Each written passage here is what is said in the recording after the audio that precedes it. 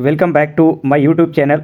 जैसा कि हमने जो है कि कल जो लेक्चर डिस्कस किया था वो अलबरूनी तक डिस्कस किया था, तो आज हम जो है कि यहाँ से कंटिन्यू करते हैं अलबरूनी से, क्योंकि मैंने आपको टोटल पॉइंट जितने भी गजनी के साथ आने वाले लोग थे, 4 विद्वान थे जिनका नाम मैंने आपका जो है कि अगली वीडियो में आपको बताया था। तो उनमें से एक बहुत मोस्ट इंपॉर्टेंट आपका आता है अलबरूनी। अलबरूनी ने क्या लिखा, एक किताब लिखी जिसका नाम क्या था, तहकीक हिंद। तो इन्होंने तहकीक हिंद किताब को लिखा और उसके बाद अगर आप चाहें तो इसे जो है कि किताबुल हिंद के नाम से भी जान सकते हैं, या तो इसको आप डिस्कवरी ऑफ इंडिया के नाम से भी जान सकते हैं। अगर इसकी भाषा की बात करेंगे तो ये आपका जो है कि अरबी भाषा में क्या किया गया था, लिखा गया था। ये आपका अलबरूनी जो था, ये आपका जो है कि जो स्थान यहाँ दिया हुआ है, ये आपका जो है कि ख्वारिज़मी एक स्थान था, वहीं का जो है कि ये क्या था, निवासी था। और ये महमूद गजनवी के साथ भारत आया।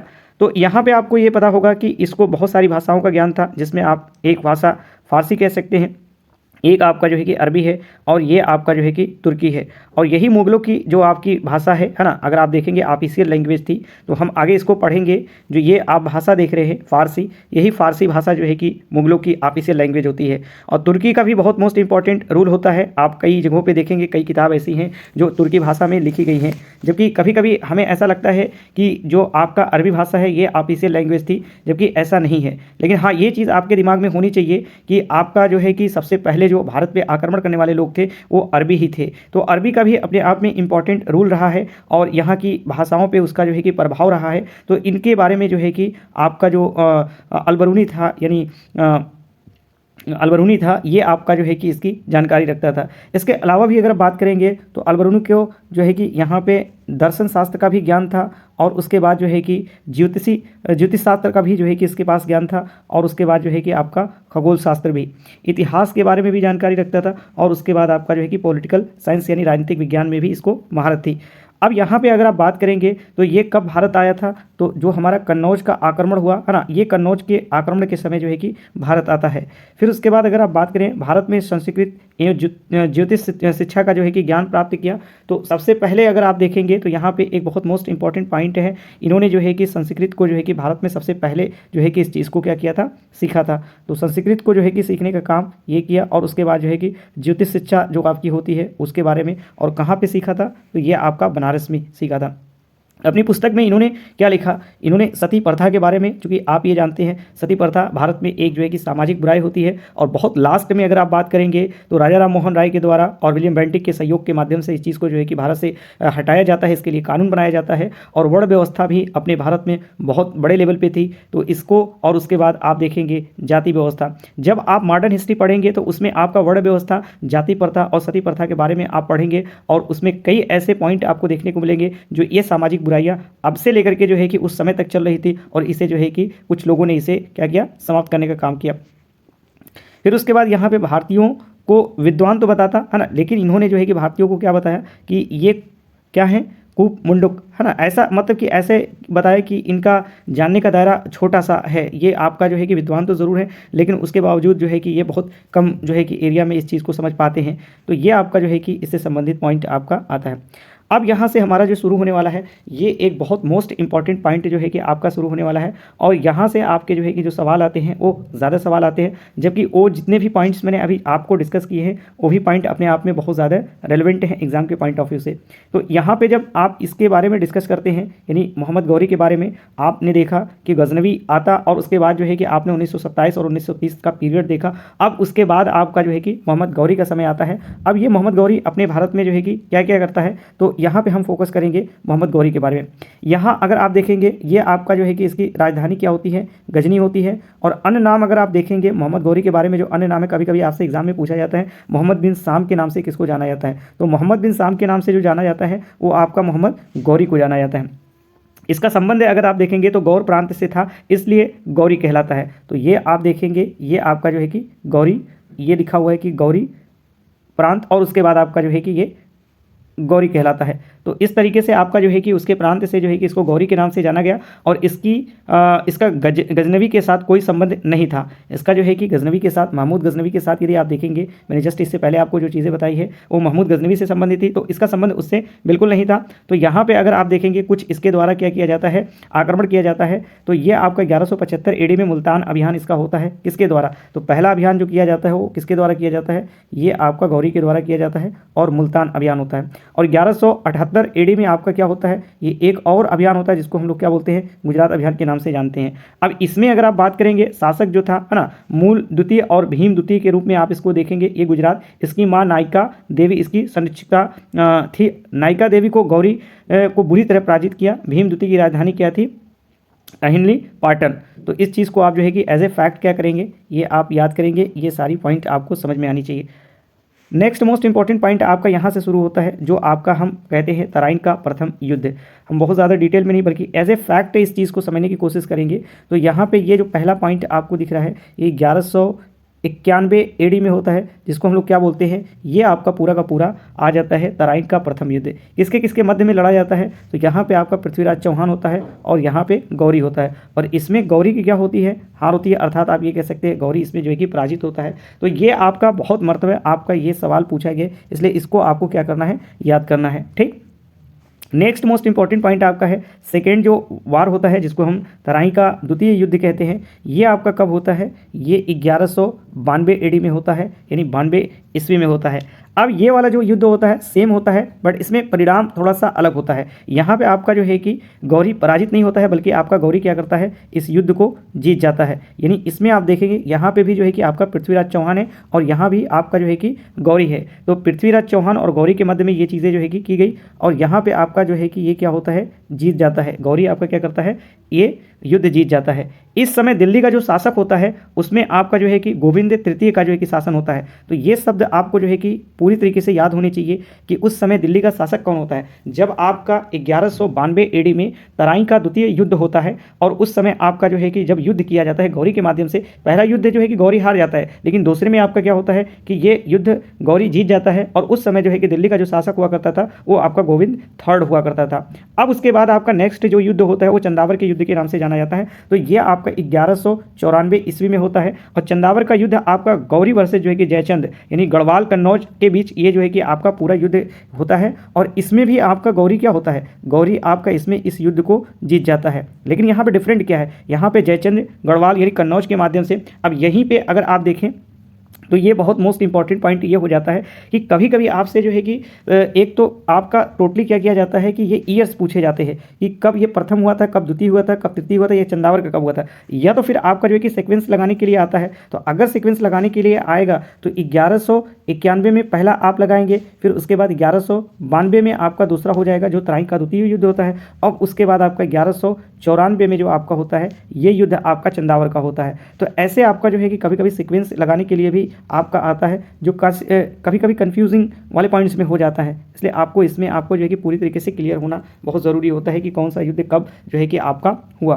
गौरी ने ऐबक को विजित क्षेत्र का गवर्नर, है ना, विजित क्षेत्र का गवर्नर का मतलब क्या हो गया कि आपका जो आपका जीता हुआ क्षेत्र था उस क्षेत्र पे जो है कि उन्होंने क्या किया था? गवर्नर नियुक्त किया एवं गजनी चला गया। तो यहाँ पे एक पॉइंट तो आपको समझ में आ रहा होगा, क्योंकि अभी जस्ट हम इसके बाद जो पढ़ेंगे वो ऐबक के बारे में पढ़ेंगे। तो ऐबक आपका जो है कि एक गुलाम होता है और गौरी जो है कि इसको खरीदता है। तो ओवरऑल अब ये कह सकते हैं कि यहाँ पे आपका जो है कि जितना क्षेत्र वो जीत के जाता है उस क्षेत्र का जो गवर्नर बनाता है वो आपका जो है कि कुतुबुद्दीन ऐबक को बनाता है। और 1205 AD में खोखरे के युद्ध अभियान हुआ और गौरी घायल हो गया एवं ये आपका 1206 में उसकी क्या हो जाती है? मृत्यु हो जाती है। तो अब यहाँ से हम जो है कि पूरा ओवरऑल आप देखेंगे, हमने गजनी को पढ़ा, गजनी के बाद आपका जो है कि कुछ युद्ध हुए इसके माध्यम से जो गौरी से संबंधित था, और गौरी की जो मृत्यु होती है वो 1206 ईस्वी में होती है। अब जब गौरी की मृत्यु हो जाती है तो इसका जो ये आपका जो है कि गुलाम होता है जिसको हम कुतुबुद्दीन ऐबक के नाम से जानते हैं, तो ये कुतुबुद्दीन ऐबक क्या करेगा? अब यहाँ पर आपका जो है कि नए वंश की स्थापना करता है।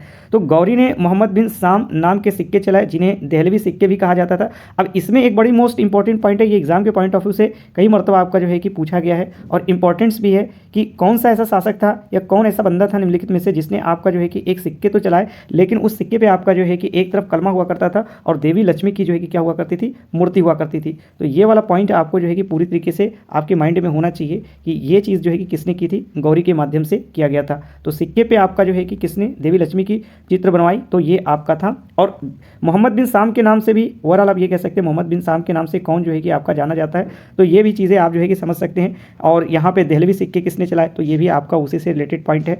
अब यहाँ पे हम आ जाते हैं, सल्तनत काल का पीरियड स्टार्ट होता है। तो ओवरऑल आप आज के लिए जो है कि हम चाह रहे हैं कि इसको कवर कर लेते हैं, है ना। जो आपका सल्तनत काल में आपका ममलूक वंश है यानी गुलाम वंश है, इस गुलाम वंश वाले पीरियड को हम पूरा आज कवर कर लेते हैं। और फिर उसके बाद जो है कि नेक्स्ट जो हमारा वंश होगा उसके बारे में हम यहाँ पे डिस्कशन करेंगे। तो यहाँ पे शासक तो कई होते हैं, गुलाम वंश में जो है कि शासक कई होते हैं, लेकिन सबसे मोस्ट इंपॉर्टेंट में आपका जो है कि कुतुबुद्दीन ऐबक। तो सबसे पहले हम जो है कि डिस्कस करेंगे कुतुबुद्दीन ऐबक के बारे में और इसके समय होने वाली जो भी घटनाएं हैं उसके बारे में भी देखेंगे। अच्छा, एक पॉइंट बहुत बड़ी मोस्ट इंपॉर्टेंट पॉइंट इसमें ये है, अभी तो हम इनका पीरियड जो है कि कवर करेंगे, जब हम आगे की ओर बढ़ेंगे तो इसमें जो है कि स्थापत्य कला होगी सल्तनत काल की, और उसके बाद जो है कि इनकी भाषा से संबंधित जो डेवलपमेंट हुई होगी वो सारी चीज़ें जो है कि हम अलग से एक पॉइंट्स में जो है कि डेवलप करेंगे, यानी उसको जो है कि अलग से क्रिएट करेंगे। यहाँ पे अभी उस पीरियड को देखेंगे और उस पीरियड में जो है कि उन्हीं से संबंधित सारी पॉइंट्स को जो है कि यहाँ पे डिस्कस करेंगे। तो यहाँ पे अगर आप देखेंगे ये गुलाम वंश है, ठीक, ये गुलाम वंश है। अच्छा, इसको हम गुलाम वंश कहते क्यों हैं, क्योंकि इस वंश में ज़्यादातर जितने भी शासक होते हैं वो किसी न किसी बंदे के क्या होते हैं, गुलाम होते हैं, इसलिए इसको हम जो कि क्या बोलते हैं, ममलूक वंश या भी गुलाम वंश कहते हैं। और ये जो है कि दिल्ली सल्तनत का पहला जो है कि वंश होता है, और ये पूरा जो है कि टोटल इसका पीरियड जो होता है 1206 से लेकर के जो है कि 1290 तक आपका ये टोटल पीरियड होता है, जितने भी इसमें आपके जो है कि एट लास्ट तक आपका शासन दिल्ली सल्तनत पे करते हैं। अब यहाँ पे आपका जो है कि सबसे ज़्यादा मोस्ट इंपॉर्टेंट आपका है ये जो आपका कुतुबुद्दीन ऐबक है। अब कुतुबुद्दीन ऐबक ने कितने समय तक, 1206 से लेकर के आपका 1210, यानी कुल मिला करके आप कह सकते हैं ये आपका दिल्ली पे 4 साल तक जो है कि क्या करता है, शासन करता है। इस 4 साल के पीरियड में कुछ मोस्ट इंपॉर्टेंट डेवलपमेंट इसके माध्यम से होती है। तो यहाँ पे अगर आप बात करेंगे तो कुछ उपाधियाँ ये धारण किया था जो कभी कभी आपका जो है कि एग्जाम में देखने को मिलती है। तो नेक्स्ट ये आपका जो है कि ये इतनी इनकी जो है कि आपकी उपाधि थी। नंबर 1 अगर आप बात करेंगे तो इसमें आपका जो है कि ये है कुरान खां, और ये है लाख बख्श, और उसके बाद है हातिम ताही। तो यहाँ पे कुछ इंपॉर्टेंट पॉइंट यहाँ पे आपको जो है कि आनी चाहिए कि ये कुरान खां क्यों कहा जाता था।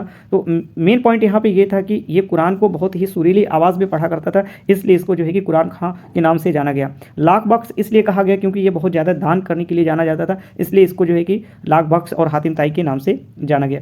तो यहाँ पे ये चीज़ें आपका जो है कि बहुत मोस्ट इंपॉर्टेंट है। ये जो लाख बख्श शब्द सुन रहे हैं, ये लाख बख्श जो है कि काफ़ी ज़्यादा चर्चे में रहता है, या फिर आप ये कह सकते हैं कि आपका एग्ज़ाम में बहुत ज़्यादा पूछा जाता है। इसने सुल्तान की उपाधि धारण नहीं की, तो इसने सुल्तान की उपाधि धारण नहीं की, तो ये चीज़ें आपको समझ में आनी चाहिए कि किसने सुल्तान की उपाधि धारण नहीं की। तो ये है आपका जो है कि कुतुबुद्दीन ऐबक। इसने अपने नाम के सिक्के भी नहीं चलवाए, तो ये भी एक इंपॉर्टेंट फैक्ट है। अपने नाम का खुतबा नहीं पढ़वाया, ये भी एक फैक्ट के रूप में आपको याद करना है। अपने विरोधियों के साथ वैवाहिक संबंध स्थापित किया, तो ये एक तरीके से आप कह सकते हैं साम्राज्य को जो है कि विस्तार देने के लिए इस तरीके की पद्धति को लोग अपनाते थे। ये इसमें ही नहीं बल्कि आप ये कह सकते हैं कि जब कभी आप एंशिएंट हिस्ट्री पढ़ेंगे तो उसमें भी ये चीज़ आपको देखने को मिलेगी कि लोग क्या करते थे कि अपने वैवाहिक संबंध को स्थापित करके जो क्षेत्र होते थे उस क्षेत्र पर अपना जो है कि अधिकार जो है कि स्थापित करते थे, और अपनी राजनीतिक स्थिति को और अपना जो है कि आर्थिक स्थिति को मजबूत करने में लगे हुए थे। तो यहाँ पे भी वो चीज़ें आपका कुतुबुद्दीन ऐबक के माध्यम से भी की जाती है। अब यहाँ पे हम एक बहुत मोस्ट इंपॉर्टेंट फैक्ट जानेंगे। ये जो आप देख रहे हैं यहाँ पे गजनी है ना, और उसके बाद जो है कि सिंध है, और उसके बाद लाहौर है। तो ये अपने विरोधियों के साथ संबंध तो आपका जो है कि वैवाहिक स्थापित किया। यहाँ पे आपका जो एरिया दिख रहा है कि गजनी में कौन हुआ करता था, तो ताजुद्दीन यलजोदी, और उसके बाद सिंध में नासिरुद्दीन कुबाचा, और लाहौर में ऐबक हुआ करता था। तो ये पूरा एरिया जो है कि इनके हैंड में था।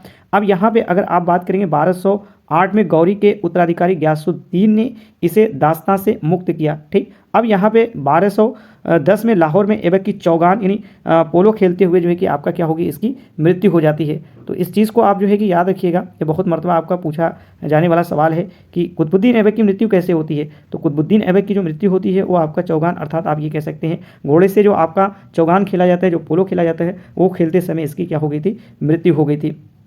अब यहाँ पे आपको जो है कि स्थापत्य कला से संबंधित चीज़ें देखने को नहीं मिल रही है, क्योंकि मैंने आपको बताया कि मुगल और उसके बाद जो है कि आपका सल्तनत काल से संबंधित जो आपकी स्थापत्य कला है, जैसे अगर इसमें स्थापत्य कला की बात करेंगे तो कुतुबुद्दीन ऐबक ने कुछ इमारतें बनवाई है, जिसमें से एक सबसे मोस्ट इंपॉर्टेंट है कुतुबुद्दीन ऐबक ने कुतुब मीनार का निर्माण करवाया है। तो वो एक बहुत बड़ी जो है कि इसकी कंट्रीब्यूशन होती है। और एक 2.5 दिन का झोपड़ा आप देखेंगे जो अजमेर में बनाया गया, और इसी के द्वारा जो है कि आपका कुव्वतुल इस्लाम मस्जिद को बनवाया गया जो दिल्ली में है। तो इस तरीके से इन्होंने 3 ऐसी इमारतें बनवाई है जो इसके द्वारा जो है कि आपका क्या किया गया है, स्थापत्य कला में कंट्रीब्यूट किया गया कुतुबुद्दीन ऐबक के द्वारा। तो आई थिंक कि यहाँ पे मैंने आपका जो है कि कुछ पॉइंट आपको बताए हैं, और मुझे ऐसा लगता है कि आपको ये पॉइंट्स बाकी क्लियर हुए होंगे। तो फिर हम नेक्स्ट वीडियोज़ में अगला जो है कि कवर करेंगे, इसके जितने भी आपके शासक होंगे एक एक करके हम कवर करते रहेंगे। तो तब तक के लिए हम यहीं पे स्टॉप लेंगे, और आई होप कि आपको ये चीज़ें जो है कि बहुत ही अच्छे तरीके से समझ में आई होगी। Thank you.